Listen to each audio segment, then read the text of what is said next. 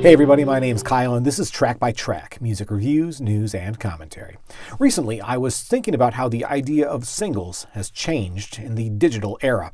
Radio is no longer the dominant way people are exposed to new music, and the various streaming methods have made music consumption more of an on-demand endeavor rather than a passive experience. So, what we typically see today in the roll-up to an album's release feels less like singles and more like album tracks simply being unlocked one by one. It's not unusual anymore to see almost half of an album's songs released as so-called singles in advance of the complete album's release. And of course, even after a full album comes out, we're now able to easily pick and choose which songs we want to listen to without ever having to buy or consume any of the other songs. For new music released in the digital era, do deep cuts even exist anymore? Consider Ryan Adams, a notoriously old-school style rocker with a passion for vintage sounds and vinyl exclusives. He's on pace to release 3 full albums within the span of a single year, and is currently in the rollout phase for the middle volume of that trilogy. Big Colors is the second single from that upcoming album, and the title track as well. Similar to first single Do Not Disturb, Big Colors continues to establish the sound of the new album as rooted in moody early to mid-80s rock. Think Paul Young, Corey Hart, and yes, that other Adams, Brian, with whom Ryan coincidentally shares a birthday. The mood here is melancholy, though not as steeped in despair or regret as what we heard on the Wednesdays album a few months back.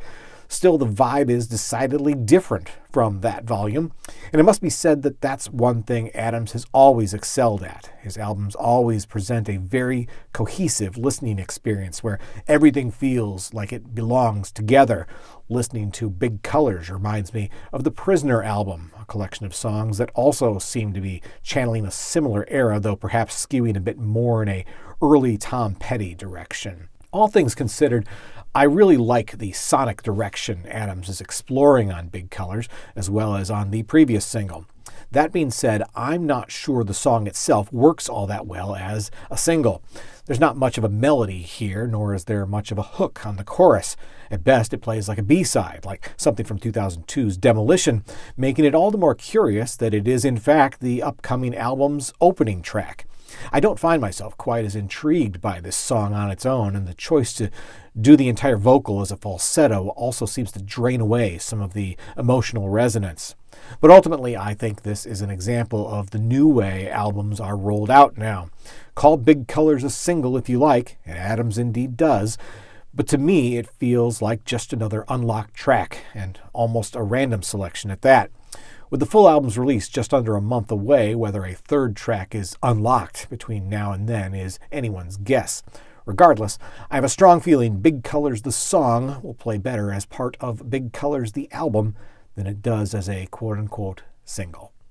Once again, my name's Kyle, and this has been Track by Track. If you like this video, be sure to give it a thumbs up, plus check out some of these other videos below that I think you might also enjoy. And of course, be sure to click subscribe, because true music fans always want new releases the day they come out. Thanks for watching, and I'll see you next time.